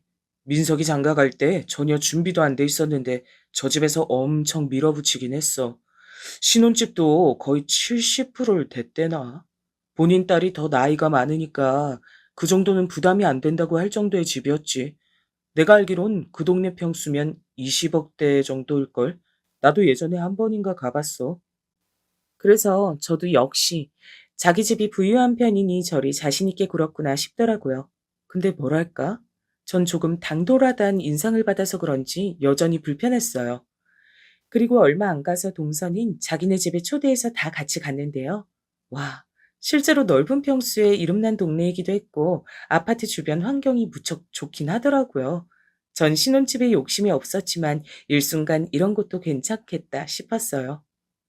와, 동서 집이 너무 이쁘다. 단지 안에 있는 공원이며 여기 근처 초등학교들도 꽤 괜찮은 곳 같던데? 내 친구가 초등학교 교사라서 전에 몇 번이나 들었거든. 좋은 동네 산다, 동서.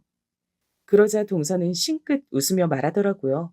이게 뭐라고 전 왠지 긴장이 됐어요. 그쵸. 저도 그렇게 생각해요. 저희 친정이 재테크 쪽은 좀 잘하는 집이고 할아버지도 여유가 있으시거든요. 그래서 손녀인 저한테까지 이렇게 혜택이 간간히 넘어온 것 같아요. 나중에 저 아기 가질 것도 생각해서 이 동네로 온 거예요. 그러면서 동서는 그 집에서 한참을 자기가 유학 가서 받아온 상이며 어릴 때도 서울의 명문 초등학교를 다녔던 사진들이나 뭐 이것저것 그렇게 침이 마르도록 자랑을 하는 거예요.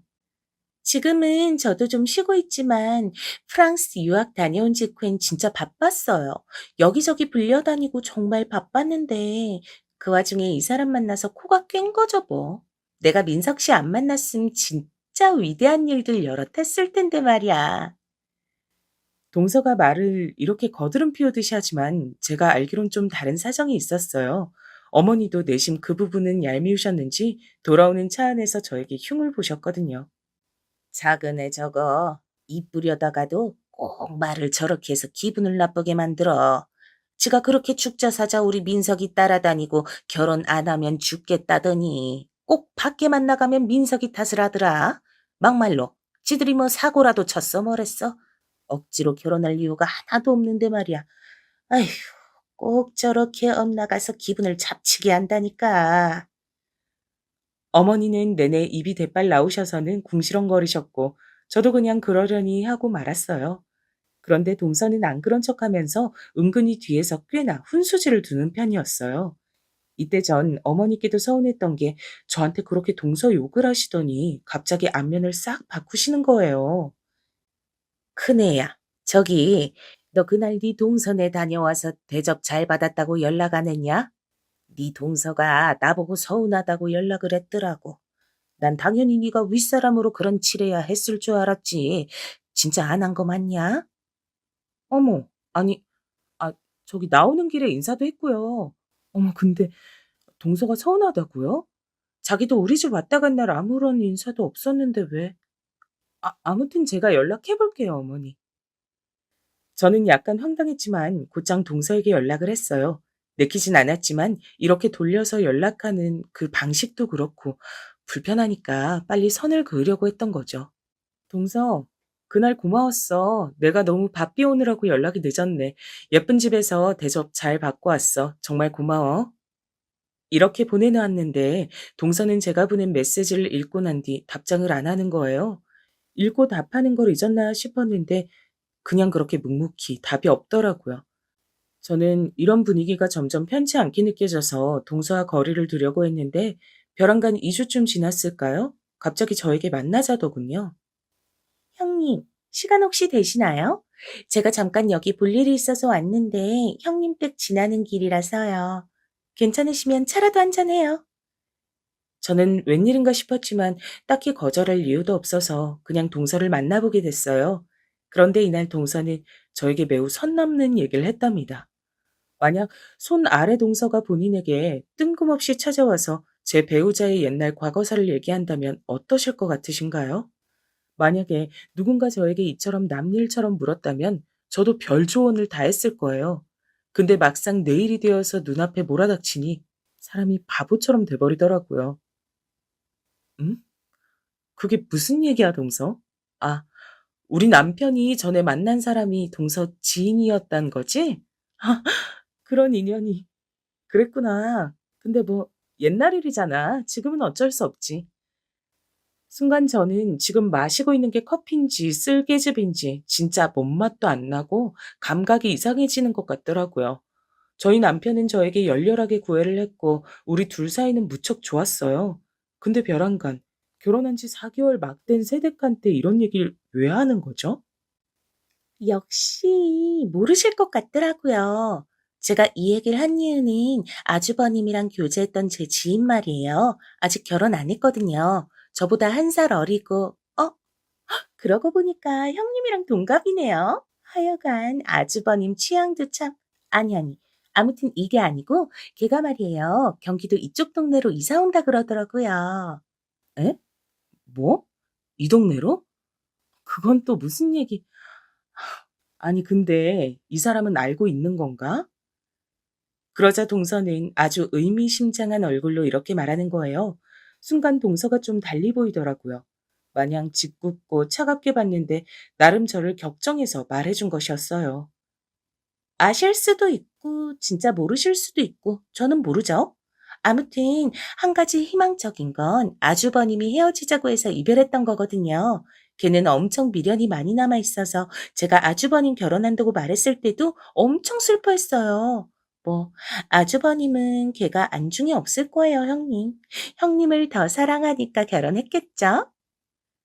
동서는 저에게 좋은 쪽으로 얘기를 마무리해 줬지만 저는 괜히 싱숭생숭하고 일이 손에 잡히질 않더라고요. 나에게 한없이 다정하고 좋은 남편인데 촌스럽게 옛 연인 이야기에 질투를 하게 되다니 너무 창피했어요.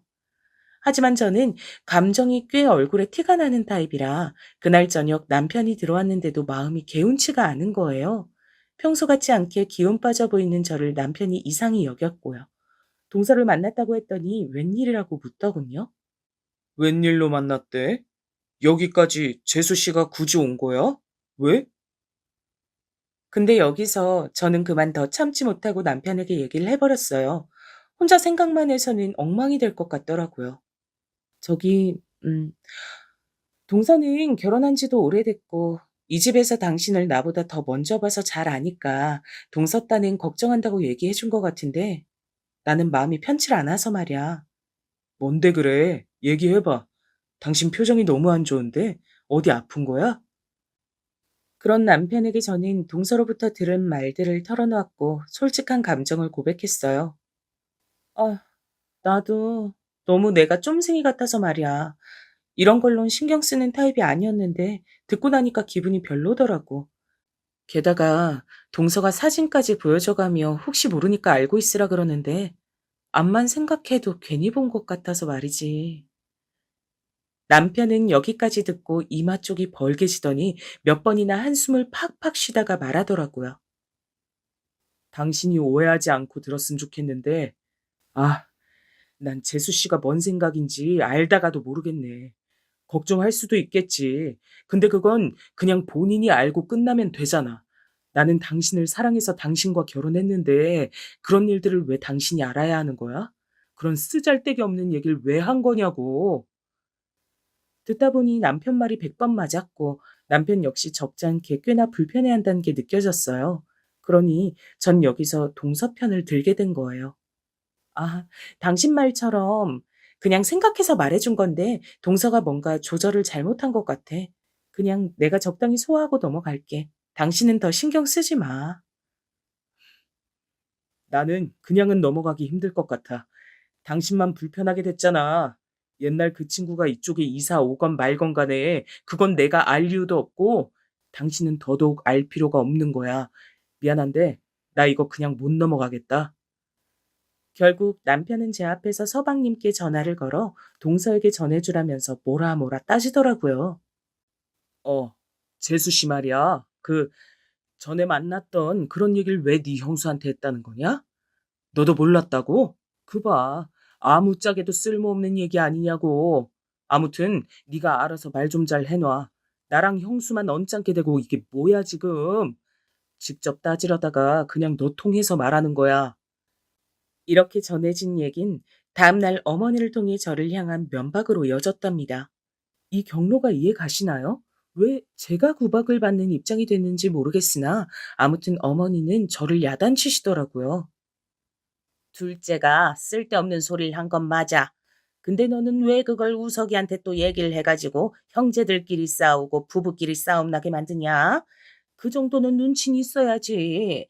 지금 네 동서는 민석이랑 싸움 났다면서 엉엉 울고 난리가 났어. 자기는 정말 어디까지나 지 형님 도와주러 간 거랜다. 좋은 마음으로 걱정돼서 말했는데 이게 뭐냐고 말이야. 저는 여기까지 듣고 보니 왜 제가 혼나고 있는 건지 이해할 수 없었어요. 그럼 어머니, 저는 저희 집까지 찾아와서 그 사실을 말해주는 동서에게 뭐라고 대답해야 했던 걸까요? 정말 몰라서 여쭤보는 거예요. 저는 몰라도 될 존재에 대해서 알려준 거잖아요. 어머니는 여기서 한숨을 팍팍 쉬시더니 사실 본인도 별달리 방법은 모르셨던 건지 화제를 바꾸시더군요. 이후로 남편은 화가 꽤 많이 났고 저 역시 한동안 동서 보기가 참 불편했어요. 그래서 가급적 가족 모임 때도 잘 안 가고 어머니가 왜들 안 오냐고 뭐라 하실 무렵 우리 가족에겐 아주 큰 경사가 생겼답니다. 바로 다름 아닌 임신이었단 거예요. 이 사실을 남편이 가장 먼저 듣고 어머니께 먼저 알렸던 건데요. 어머니는 듣자마자 정말 너무너무 좋아하시더라고요. 아이고, 내가 진짜 언제쯤 아기를 낳나 보나 했어. 둘째네는 내가 그간 말을 안 해서 그렇지, 쟤네가 대체 언제 결혼한 지 지금 몇 년째냐고. 둘째는 우리가 민석이보다 나이도 많은데 이제 안심을 할 수 없지 않냐? 그런데 큰애가 덜컥 임신을 하다니 이런 경사가 어딨어? 아이고, 이제 마음 좀 놓고 숨 좀 쉬가며 살 수 있겠다. 이게 웬 경사야, 정말. 어머니는 어마어마하게 기뻐하셨고, 저도 기왕 좋은 소식을 전한 거 이렇게 즐거워해 주시니 감사했어요. 헌데 동서 반응은 좀 다르더라고요. 서방님도 처음엔 축하한다고 인사를 하셨으나 묘하게 동서 눈치를 보는 느낌이랄까? 연락이 뜸해지셨어요. 심지어 임신 기간 내내 그리고 출산 직후까지도 동서에는 연락이 없었답니다. 나중에야 어머니한테 연락이 왔고 이 말 듣고 너무 가슴이 찌르르 하더라고요. 저기 그네야. 너도 오해는 하지 말고 들어봐라. 내가 딴 뜻 있는 게 아니야. 근데 네 동서네가 벌써 몇 년째 애가 없었잖냐? 별짓을 해도 안 되나 봐. 이게 뭐 돈이 많다고 되는 일도 아니고 암튼 마음고생을 지독하게 해선지 지 형님네 애 생긴 게 그렇게 서럽고 속상한가 봐. 아마 연락 별로 없더라도 너무 서운해 말어라.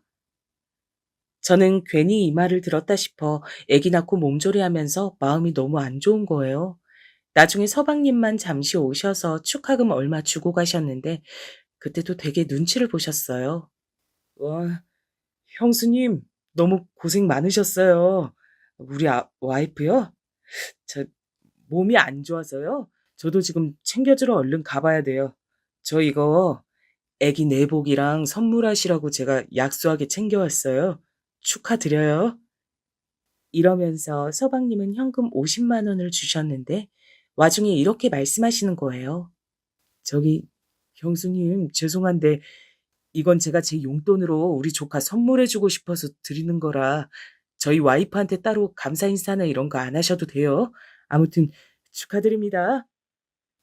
그러니까 서방님도 동서 모르게 와서 동서의 의지와는 상관없는 돈을 주고 가신 거예요. 이후로 저희는 시간이 흘러 돌잔치를 했는데 그때도 동서는 오지 않았어요. 물론 저희도 초대를 안 했답니다. 그쪽에서도 연락이 없었고 어머니도 저한테 신신당부를 하셨으니까요. 괜히 네 동서 긁지 말고 그런 건 우리끼리 하면 되니까 부르지 마라. 얘가 아주 애기 얘기만 나오면 거의 발작을 해. 나도 피곤해 죽겠다. 어휴, 나쁜 일도 아니고 좋은 일을 왜 언급하면 안 되는 건지. 저도 뭐 주의는 하겠지만 왜 동서 기분 살피면서 우리 애기 얘기도 못하고 몸을 움츠려야 되는 건가요? 그런데 며칠 지나 사단이 난 거예요. 제가 돌잔치 사진을 카톡 프사에 올리고 오신 분들 감사하다고 사진을 찍었는데 거기 서방님이 찍혀 있던 거죠. 그걸로 동선에는 어마어마하게 싸움이 났고 어머니는 저한테 하소연을 하시는데 이땐 정말 참을 수가 없었어요. 어머니, 서운하단 얘긴 동서만 할 수 있는 건가요? 제가 우리 태민이 낳은 것도 몸 움츠려가면서 숨기고 그렇게 살아야 돼요? 언제는 아이 낳은 것도 너무 고맙다고 그렇게 태민이도 이뻐하시더니 애는 죽을 때까지만 작은 엄마 눈치 보면서 존재도 알리면 안 되는 건가요?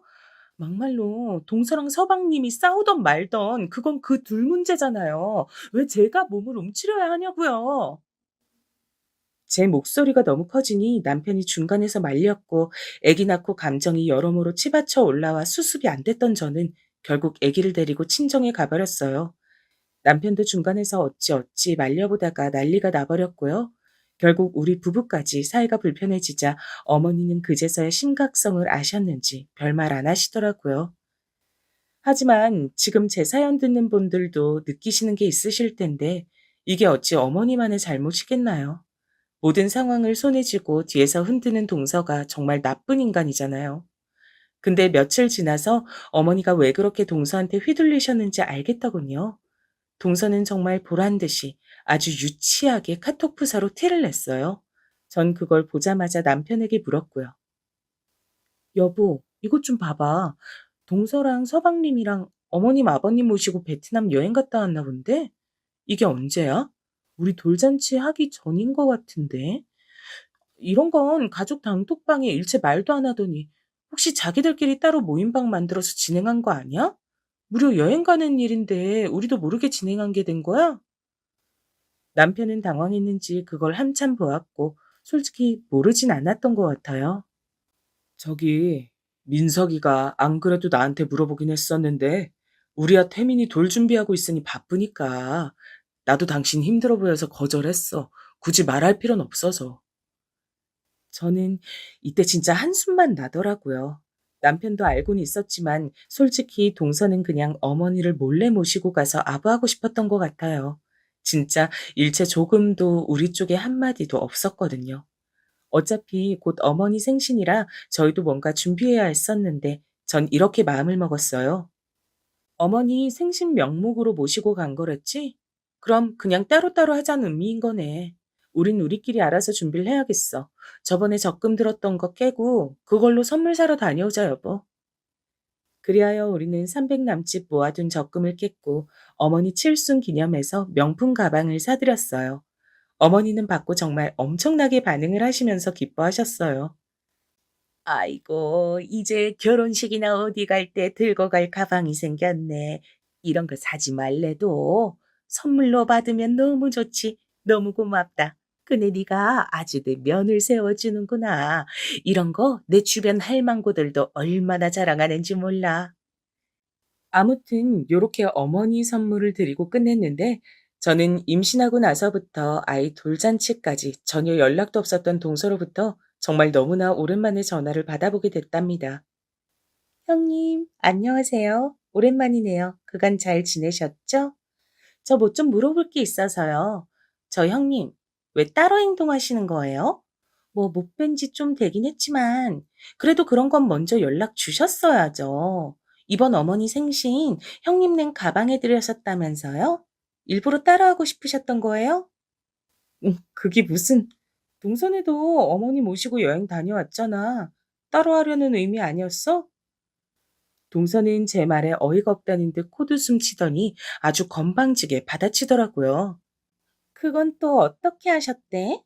그거야 전부터 어머니가 동남아 여행 가고 싶다 노래를 부르시니까 어쩔 수 없이 모시고 간 거고요.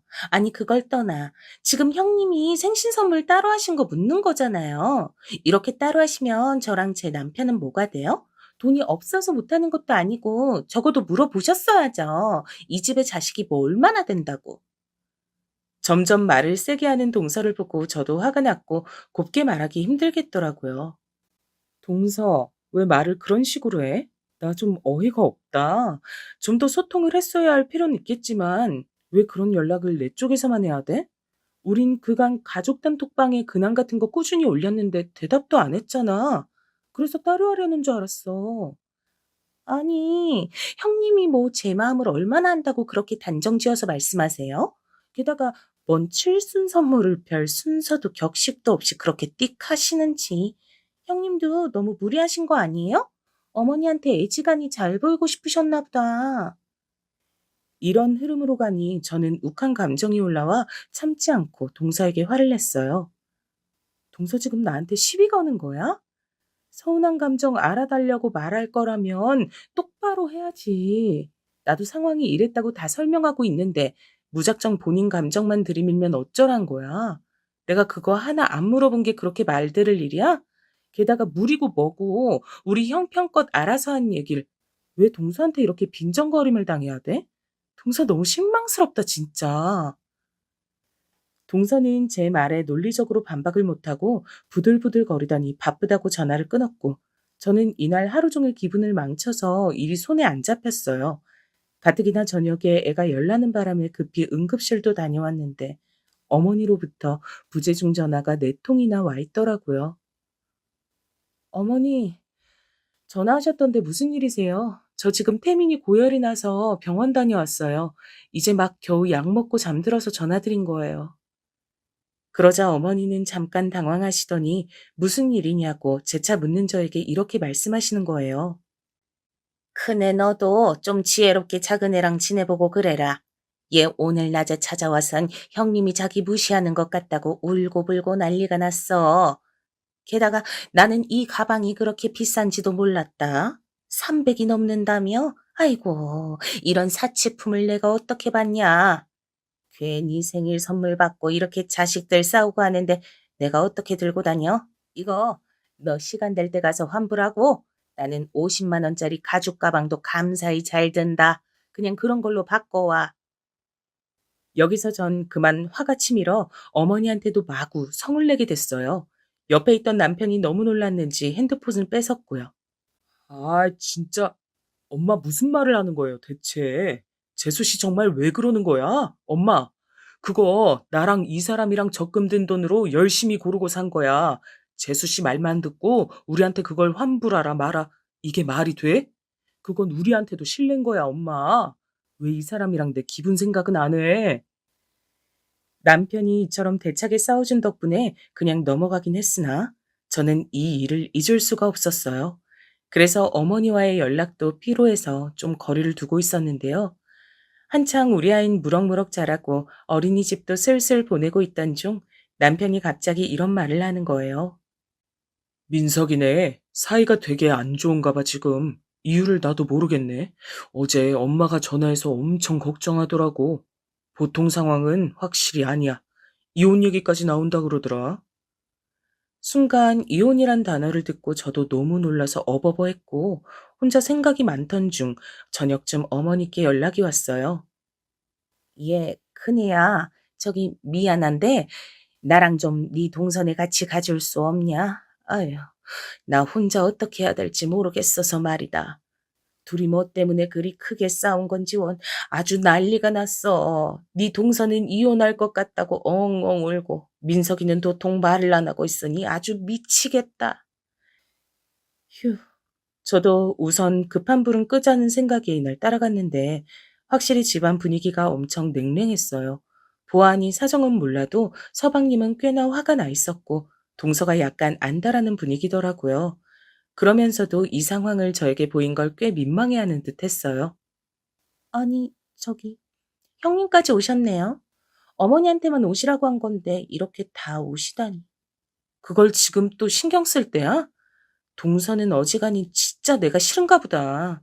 나도 올 생각 없었지만 어머니가 하도 같이 가자고 하셔서 온 거야. 아무튼 어떻게 하고 싶어? 서방님이랑 이혼할 생각은 없다며. 동서는 이때 자존심이 무진 상한 듯한 얼굴을 보이면서도 어쨌건 얘긴 하더라고요. 그게, 네. 아무튼 자세한 건 말씀 못 드려도 저는 생각이 그래요. 특별히 큰 잘못을 한 것도 아니고 저랑 의견 차이가 자꾸 생기는 걸 못 견디겠다네요. 저렇게 일방적으로 입 다물고 있는 거예요. 그런 서방님께 저와 어머니가 다가가서 설득을 했고 그날 거의 반나절 넘게 대화하고 서로 마주하게 한 끝에 위기는 넘기게 됐어요. 하지만 문제는 그 다음부터였는데요. 동선의 문제가 아니라 저와 동서의 구도 말이에요. 정말 사람이 어쩜 이럴까요? 지금까지 제 입장을 보면 전 솔직히 동서가 어찌 살던 연을 끊고 살아도 되는 입장이잖아요. 그런데 자기네 부부 위기인 것도 가서 바로 잡아주고 했는데 진짜 사람이 화장실 들어가기 전후가 다른가 봐요. 제사 시기가 돌아왔고 저도 그간 참여를 제대로 못했기에 이제 함께하게 됐는데요.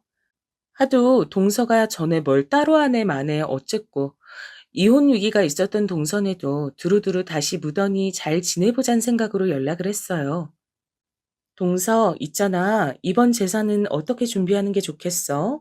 어머니한테 여쭤보니까 아무래도 음식은 우리 둘이 해야 될 것 같아. 손목도 안 좋으시고 힘들다고 하시네. 어머니도 마음 같아선 안 하고 싶으신데 아버님이 계속 야단이셨나 봐.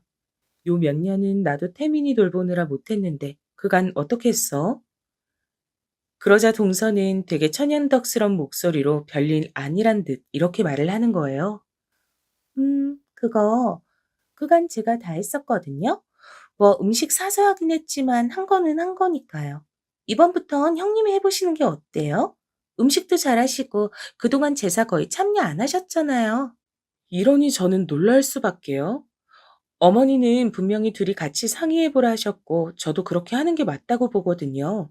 근데 동서는 아예 답을 정해뒀더라고요. 형님, 잘하실 거예요. 그리고 힘드시니까 음식 일일이 다 하시려고 하지 마시고, 원하시면 제가 주문했던 곳 알려드릴 수도 있어요. 연락 돌리는 건 제가 할 테니까, 그날 제사상 차리는 것만 형님이 맡아서 해주시면 될 것 같네요. 아니, 잠깐 동서. 뭔 얘기를 그렇게 뭐, 혼자 진도를 나가. 내 뜻은 물어보지도 않고? 왜 그걸 나 혼자 해야 되는데? 제가 그냥 안 넘어가고 중간에 찝었더니 동서 역시 피곤하다는 듯 바로 받아치더라고요. 형님, 진짜 왜 이러세요, 피곤하게. 저 평소에 많이 했다니까요? 솔직히 저 진짜 형님 입장 많이 봐드린 거예요. 뭐, 애기 하면서 이 핑계 저 핑계 대드시는 것도 그냥 참았고요. 솔직히 저 같은 사람이 어딨어요. 며느리라고 다 같은 며느리게요? 그간 엄연히 차이가 있는 건데 그거 싹 빼고 맞춰드렸더니만 정도를 모르시네 진짜. 여기서 저는 뭔 말인지 알아들을 수는 없었으나 이게 굉장히 기분 나쁜 흐름이란 자각은 있었어요. 그러니 안 참고 물었고요. 며느리라고 다 같은 며느리라니 동서 뭔 말을 하고 싶은 거야 지금? 알아듣게 똑바로 말해. 진짜 민망하다, 민망해. 이런 걸 제 입으로 얘기를 해야 되는 거예요? 아님 이 악물고 모르는 척 하시는 거예요? 진짜. 솔직히 형님네랑 저희 집 차이도 좀 있고 형편도 다르고 그런 와중에도 제가 다 맞춰드리고 하지 않았어요? 근데도 갈수록 뭔 애기 핑계를 대고 빠지질 않나, 우리 집까지 와서 우리 부부 상황 보고 훈술 두질 않나. 저도 이제 참기 힘드네요. 저는 이때 머리가 띵하더라고요. 아무리 사람이 각각 다르다지만 같은 상황을 두고 이렇게까지 입장이 벌어질 수 있는 건가요? 제가 사연을 보낸 것도 도무지 제가 뭘 그렇게 잘못한 건지 이해가 안 돼서예요. 동서의 저 말만 들으셨을 때 그렇게 못된 형님인 것처럼 느껴지시나요? 뭐라고? 집 형편? 뭐 훈수? 와, 동서는 지금 대체 뭔 말을 하고 있는 거야, 정말? 그게 진짜 이유야? 답답해. 이러니까 대화가 안 되죠. 꼬박꼬박 윗사람 대우해주고 했더니 진짜 답이 없네. 차이란 말을 몰라요? 한글 모르시나 진짜?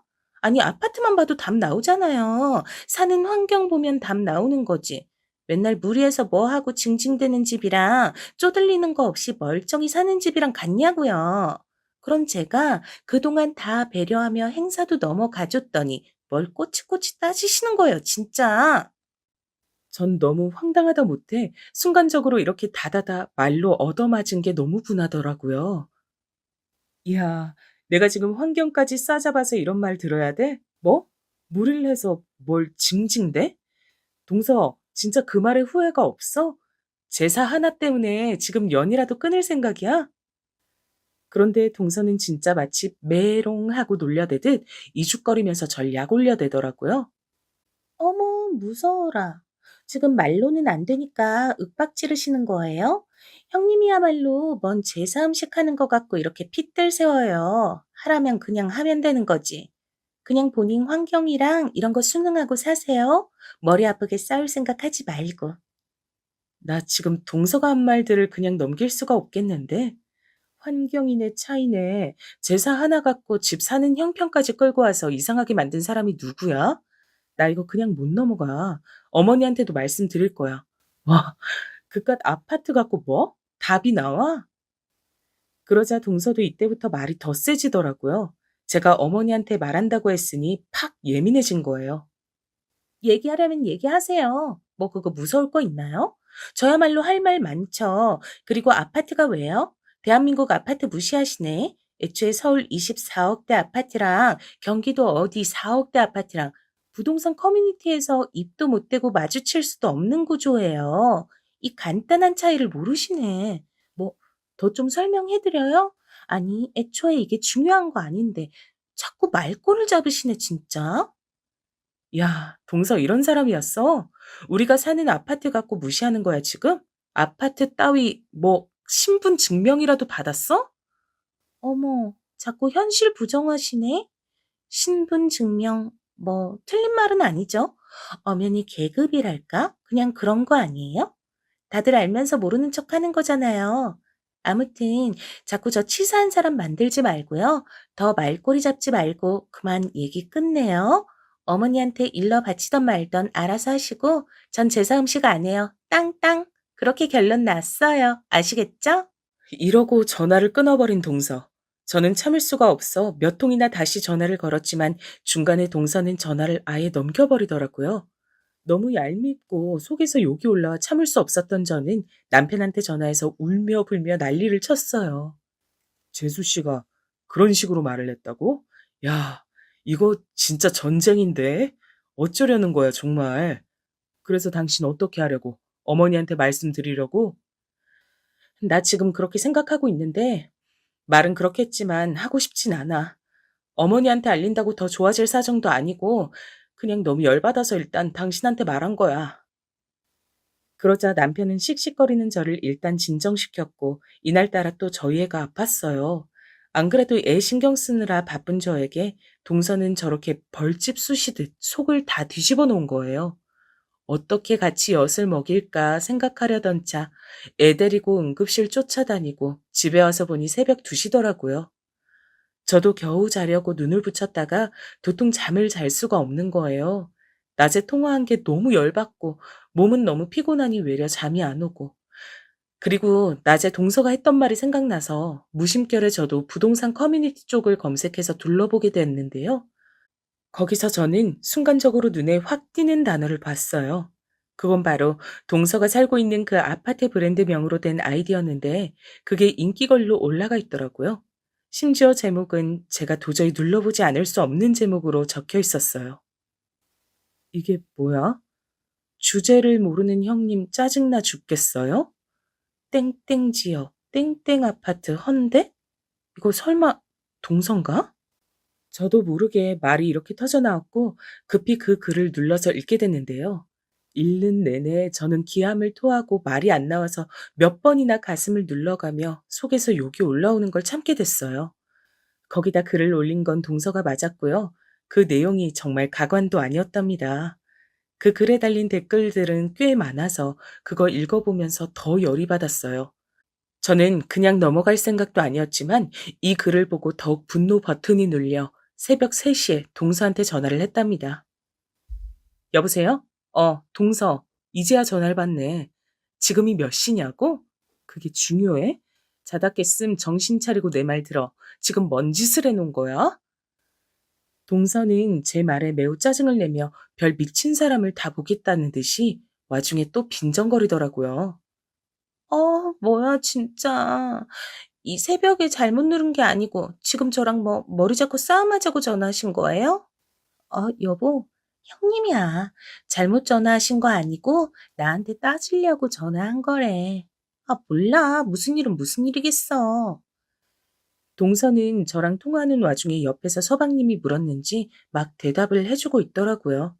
저를 미친 여자 취급하는 동서에게 곧장 동서의 글을 캡처해둔 것들을 주르륵 카톡으로 보냈어요.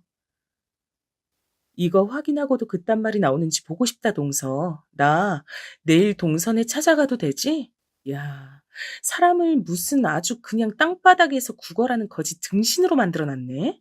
나한테 그렇게 쏟아내고도 참질 못해서 나 욕해달라고 이런 글을 올렸어? 뭐? 내가 쫌생이야? 이거 다 어떡할래? 뭔 깡으로 아직도 글을 안 지우고 냅뒀어? 내가 모를 줄 알았어? 동서는 여기서부터 뭔가 이상하다고 생각했는지 잠깐 말이 멈췄고, 그런 동서에게 저는 쭉 말을 했어요. 잔말 말고 증거들 내가 다 캡처해서 지금 보내놨으니까 동서 눈으로 확인해봐. 아, 서방님이랑 같이 줄줄 읽으면서 낭독해볼래? 진짜 이거 아주 제대로 미친년 아니야, 정말. 있잖아. 나 이렇게 말하는 것도 웃긴데, 뭐? 24억? 이야, 꼴랑 24억 갖고 어디 기업 총수 가문 거지 대하듯이 사람 무시하네. 너 진짜 죽었어. 나 안 참을 거야, 정말. 동서는 저랑 통화하면서 카톡으로 동시에 그 메시지들도 확인하고 있었는지 어째 점점 쫄려가는 듯 했어요. 대답 없이 숨 들이키는 소리만 들리더라고요. 내가 진짜 별 얘기를 다 하고 산다 싶은데 결론부터 말할게. 있잖아. 나 90억대 아파트 있어. 왜 거기서 안 사냐, 거짓부령이냐 할까봐 어떻게 뭐 등기 친거라도 갖고 가서 보여줘야겠다. 내 명의로 된 거 똑똑히 손가락으로 짚어가면서 보여주고 싶네, 정말. 내가 왜 이딴 짓까지 해야 돼? 저런 정신병자 같은 글을 보고 나도 똑같이 해줘야 되는 거 맞는 거지? 그러자 동서는 여기선 지도 놀랐는지 뭔가 바로잡고 싶었는지 조그맣게 따져 묻더라고요. 90억대요? 아니, 그건 좀... 왜? 뻥 같지? 아, 나보고 뭐라 적어놨더라? 느지막이 결혼해서 돈 없이 아주버님한테 빈대처럼 붙어서 경기도 4억짜리 아파트 황송하게 사는 주제에 맨날 지 멋대로 행동하고 애 낳았다고 유세 부리고 제사도 쓱 빠지려고 하고 요즘 시대가 어떤 시대인데 그지로 시집 왔음 닥치고 제사도 맡아서 할 것이지 뭐? 친정 부잔데도 도리 다 하고 사는 동서한테 내가 훈수지를 감히 뒀다고? 야, 이거 진짜 미친년 아니야, 정말. 저는 이쯤 되니 건너방에 애가 깨는 것도 신경을 못 쓸 정도로 완전히 이성을 잃어버린 거예요. 제 목소리가 점점 커지고 원래 같으면 동서도 맞받아쳐서 싸울 만도 한데 일단 지가 해놓은 짓 그리고 제 명의 아파트 얘기를 들으니 적극적으로 받아치진 못하더라고요. 나 진짜 분해서 못 참겠어서 지금 동선에 차 몰고 가서 다 쥐어 뜯어놓고 싶은데 일단 날 밝기까진 참아보는 거야. 내일 어머님 댁으로 와.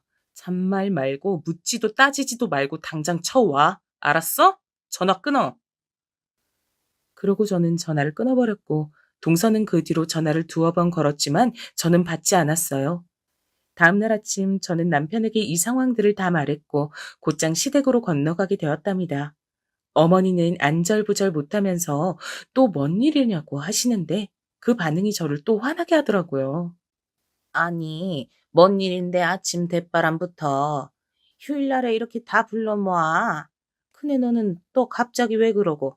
작은 애랑 둘이 잘 말해서 해결할 일이지 이렇게 사람들 모아두고 싸울 일이냐? 내 참. 어머니, 동서 곧 도착한다고 했으니까 그때 다시 얘기해 주세요. 그리고 지금 얘기 들어보지도 않으시고 자꾸 저만 탓하듯 말씀하시는데 저 쌓인 거 엄청 많아요. 계속 일방적으로 동서 편드실 거면 전 이 집 앞으로 안 오겠습니다. 이 말에 남편을 비롯하여 어머니, 아버님까지 눈이 휘둥그레졌고 평소 늘 네, 네 하고 대놓고 큰 소리하지 않던 저라서 약간은 놀래시는 것 같았어요. 그렇게 불편한 침묵이 있는 가운데 동서와 서방님이 도착했고 동서는 들어서는 순간부터 저를 못마땅하게 한편으론 슬쩍 기죽은 눈으로 쳐다보더군요. 동서 여기 앉아. 아, 이거 제가 나눠드릴 테니까 다들 보세요. 아침에 이거 뽑아오느라 늦은 거예요.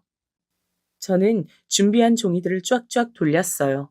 그건 동서가 부동산 커뮤니티에 저를 갖다가 돈도 없는 그지가 시집왔다고 적어둔 글, 그 밑에 달린 저를 똑같이 욕하는 댓글들을 전부 캡처해서 문서로 인쇄해온 글이었어요. 받자마자 동서는 안색이 변했고 어쩔 줄 모르는 얼굴로 저를 노려보다가 주변을 쳐다보다가 지 남편 반응이며 어머니, 우리 남편 얼굴까지 싹 살피더군요. 아, 그리고 이건 동서한테 주는 특별 선물. 받아봐. 얼른 눈으로 확인해봐. 저는 제 앞으로 되어 있는 아파트 서류를 파일로 건넸고 동서는 받기 싫은 모양새였지만 억지로 손에 쥐어줬어요. 이런 짓까지 하고 싶지 않았는데 좀 제대로 눈 있으면 봐봐. 이거 이 동네 아파트 내 이름으로 되어 있는 거 눈 있음 보이지? 내가 뭐 그지? 아니 이런 거 없다고 해도 그지네 뭐네 하고 부르는 게 말이 된다고 생각해? 동서는 그깟 20억대 푼돈 나는 아파트 살면서 그렇게 그거 믿고 갑질한 거였어? 친정재산들 한번 이 자리에서 제대로 까볼래? 그러자 어머니도 옆에서 곁눈질로 보시더니 입이 세로로 쭉 벌어지면서 놀라시는 어투더라고요. 저는 그걸 놓치지 않고 바로 어머니한테도 따졌어요. 어머니, 아파트 수준이 계급이라면서 동서가 저를 무시했어요. 지금 받아보신 글도 동서가 쓴 글이에요. 어머니는 이거 어떻게 생각하시는데요? 제가 가타부타 말할 일도 없었지만 저 시집와서 인테리어 비용도 다 냈고요. 간간히 집에 일 있을 때 제 돈으로 부담했어요. 이건 저희 친정에서 제 명의로 해주신 아파트고 능력이 안 되는 집이 아니라고요. 그런데 동서처럼 꼭 이렇게 드럽게 돈 흔들어내며 생색내고 사람 깔아뭉개는 거 진짜 못 당해 먹겠더라고요. 어머니는 숙연히 지셔서 제 눈치만 보셨고 전 곧장 서방님을 향해 물었어요. 서방님, 그 글 보셨죠? 제가 웬만하면 우리 남편이랑 다 소중하게 여겨서 다들 잘 살길 바라는 마음으로 중재도 하고 노력했는데요. 서방님 와이프랑 저는 이제 얼굴 보고 살긴 힘들 것 같아요. 두 분이 알아서 하시고 본인 와이프가 이런 가치관을 갖고 형네 부부 개무시한다는 거 잘 알아두시길 바래요. 모르진 않으셨을 것 같지만. 완전히 이 분위기 안에 동서는 마치 개밥의 도토리 같은 존재가 되었고 저는 어머니, 아버님 향해서 말했어요. 저는 동서가 이 집에 있고 마주칠 일이 있는 한 안 올 거예요. 명절도 제사도 뭣도 무슨 행사에도 안 올 거예요. 오늘 이후로 동서랑 얼굴 비껴가는 일은 없었으면 좋겠네요. 알아서 하세요. 그러고 전 자리에서 일어났고 남편도 저를 따라 애를 챙겨 안고 일어났어요. 그런데 이때 남편도 급기야는 한마디를 하더군요. 저기 재수 씨, 참 실망이네요. 이거 하나하나 읽어보고 그리고 우리 집사람한테 했다는 말 듣고 제가 쫓아가서 뒤엎으려다가 참았어요. 이 사람뿐 아니고 저도 재수 씨 보기 불편하네요. 아무튼 먼저 일어납니다. 그리하여 우리 둘은 일어나서 나와버렸고 그 뒤로 시댁에 남아있던 어머니, 아버님이며 동선의 부부며 분위기는 아주 개판이 되었어요.